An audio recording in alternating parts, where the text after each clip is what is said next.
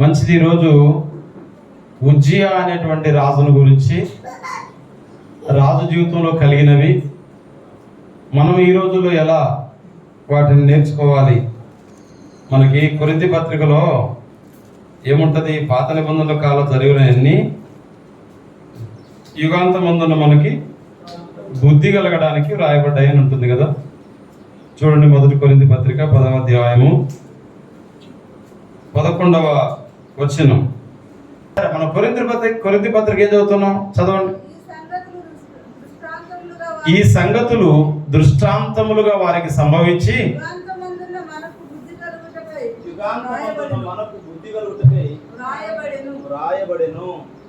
దేవునికి స్తోత్రం కలుగును గాక. హల్లెలూయా. కాబట్టి పాత నిబంధన కాలంలో జరిగిన సంగతులన్నీ ఈ ఒక్క వచనంతో చెప్పాలంటే మనం జ్ఞానం నేర్చుకోవడానికి, బుద్ధి నేర్చుకోవడానికి, మనము జ్ఞానోదయం పొందడానికి ఆ గతకాలపు చరిత్ర అంతా ధ్యానించడం మనకు అవసరమని ఈ వచనం చెప్తా ఉంది. ఈ వచనం ఆధారంగా బైబిల్ మొత్తం, పాత నిబంధన మొత్తం చెప్పుకోవచ్చుగా. ఎప్పుడో జరిగిపోయింది మనకి ఎందుకయ్యా అనుకోకుండా ఈ వచనం చెప్తా ఉంది. ఏమని?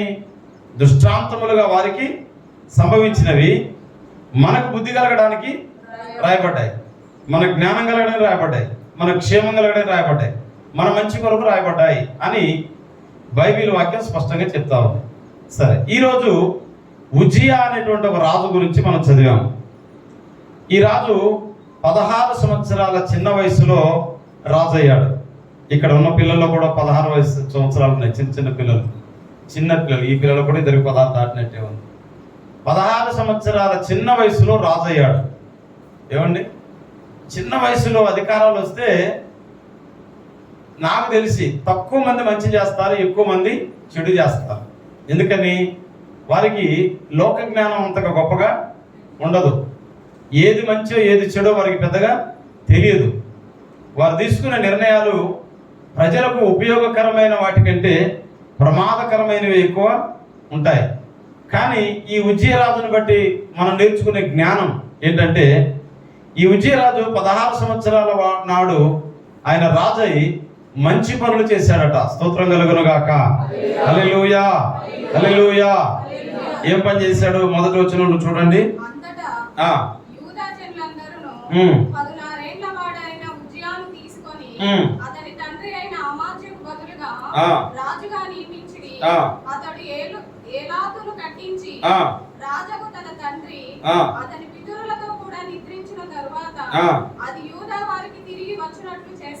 ఏలాతు అనేటువంటి ఒక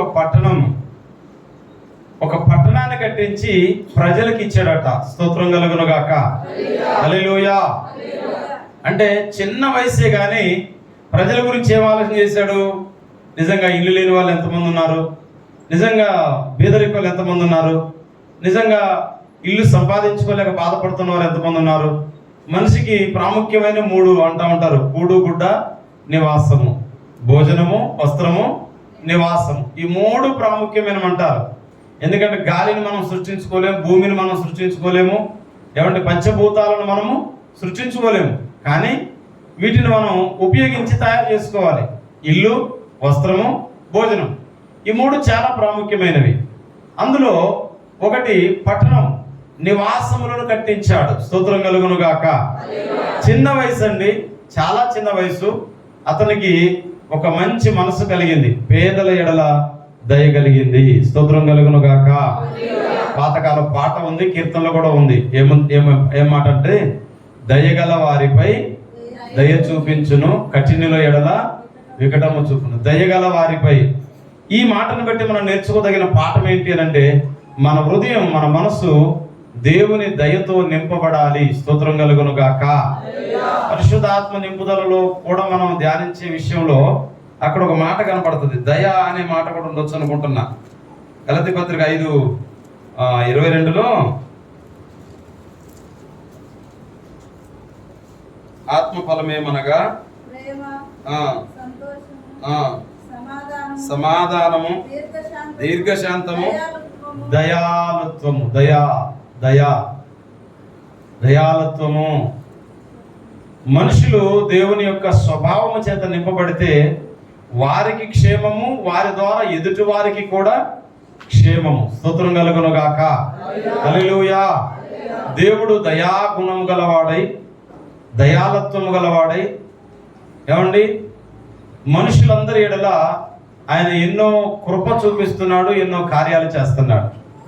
కాబట్టి ఈ ఉజ్జియా రాజు ద్వారా యుగాంతమందున్న మనకి, యుగాంతం ఇది అంతమైపోతుంది.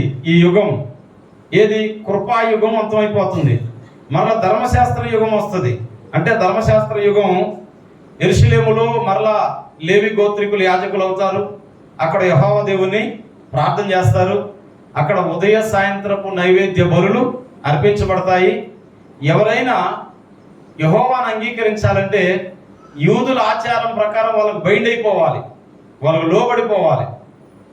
అలా కాకుండా ఈ ప్రపంచవ్యాప్తంగా ఈ కృపా సంఘాలన్నీ మూతపడతాయి. యేసుప్రభు నామంలో ప్రార్థనలు ఆగిపోతాయి, సంఘాలు ఆగిపోతాయి. పాస్టర్లు, విశ్వాసులు, సువార్థికులు ఎంత మనగాడని ఏం చేయలేడు, ఆయన దేవుడే దాన్ని మూసేస్తాడు. అందుకే ఈ సువార్త మూయబడును, వాక్యమే కరువగును. అక్కడ ఉంటుంది వాక్యం తప్ప ప్రపంచం అంతా ఉండదు. కాబట్టి కృపాయుగం దాటిపోతుంది, ధర్మశాస్త్ర యుగం రాబోతుంది. దేవునికి స్తోత్రం కలుగును గాక. 70 వారాల ప్రవచనం అని దానియేలు గ్రంథంలో ఉంటుంది. దానియేలుకు ఒక దర్శనం వచ్చింది. ఆ దర్శనంలో 70 వారాల గురించి చెప్తాడు. ఆ 70 వారాల్లో 69వ వారం నడుస్తుంది. లాస్ట్ వారం ఇశ్రాయేలీయులది. ఈ 69వ వారం ఎప్పుడు ముగిస్తుంది?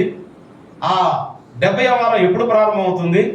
అది ప్రారంభమైన 3.5 సంవత్సరాలకు ఏం జరుగుతుంది? అది ప్రారంభమైన మరలా 3.5 సంవత్సరాలకు ఏం జరుగుతుంది అనేది స్పష్టంగా బైబిల్లో చాలా విషయాలు రాయబడ్డాయి. నేను ఎందుకు ఒక బైబిల్ క్లాసులు అంటే అనేక విషయాలు చెప్పలేకపోతున్నానంటే, నిజం చెప్తున్నా, ఆసక్తి కలిగి ఒక పూట ఒక రోజంతా వినగలిగిన వారు తక్కువ ఉన్నారు మన దగ్గర. వచ్చామా, ఏదో ప్రార్థన చేయించుకున్నామా, కొబ్బరి నూనెతో సిలువ వేయించుకున్నామా, వెళ్ళిపోయామా, మన పని పాటలో మనం బ్రతికామన్నట్టు ఉంటున్నారు. కానీ సంఘము బైబిల్ జ్ఞానం చేత నింపబడాలి. స్తోత్రం కలుగును గాక. పౌలు భక్తుడు అంటాడు, మమ్మల్ని విడిచి మీరు జ్ఞానవంతులైతే అందుకు నేను సంతోషించుచున్నాను. ఏ జ్ఞానం గురించి? లోక జ్ఞానం వెర్రితనం అని చెప్పిన పౌలు భక్తుడు పిహెచ్డి చదివే వాళ్ళు, డిగ్రీ వాళ్ళు చూసాను అసూయపడుతున్నాడా? అది కాదు. మమ్మల్ని విడిచి అంటే మాకంటే మీరు జ్ఞానవంతులయ్యారు. ఏ విషయంలో? దేవుని వాక్యం విషయంలో. కాబట్టి సంఘానికి ప్రతి ఒక్కరికి, ప్రియమైన దేవుని బిడ్డలారా, సంఘంలో ప్రతి ఒక్కరు దైవ జ్ఞానం చేత నింపబడాలి, దేవుని వాక్యం చేత నింపబడాలి.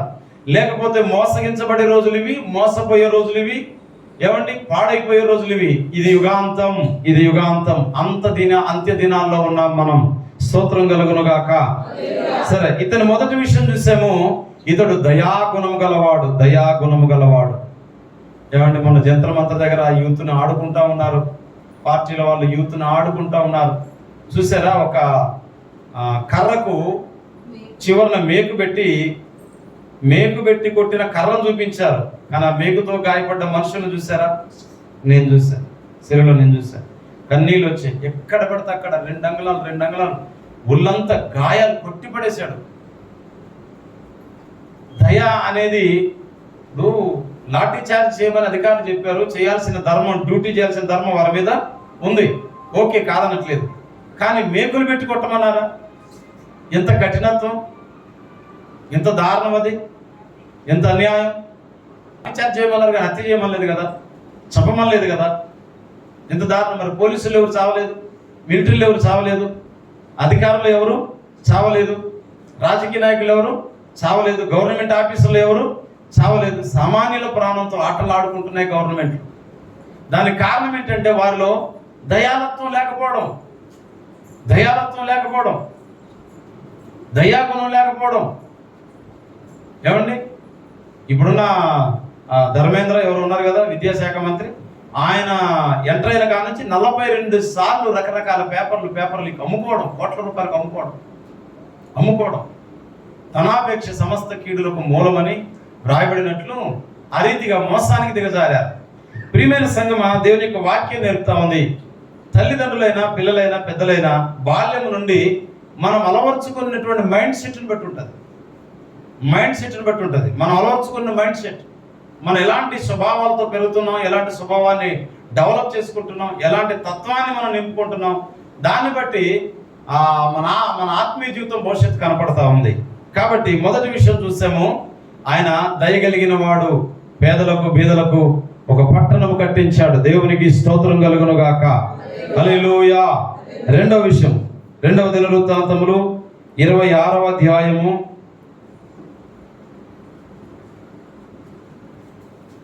4వ వచనం.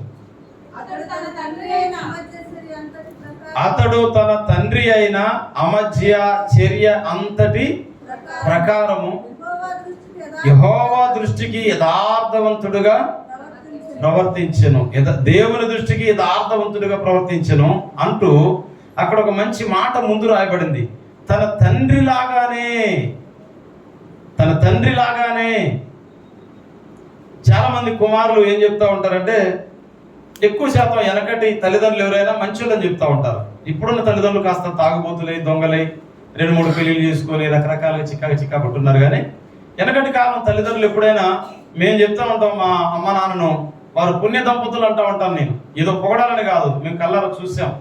వారి మీద మేము నేరం పెట్టడానికి తగిన లోటుపాటు ఏమి లేకుండా జీవించారు. వారు కష్టపడే విషయంలో కానీ, పనిచేసే విషయంలో కానీ, ధర్మం చేసే విషయంలో కానీ, పిల్లల్ని ప్రేమించే విషయంలో కానీ.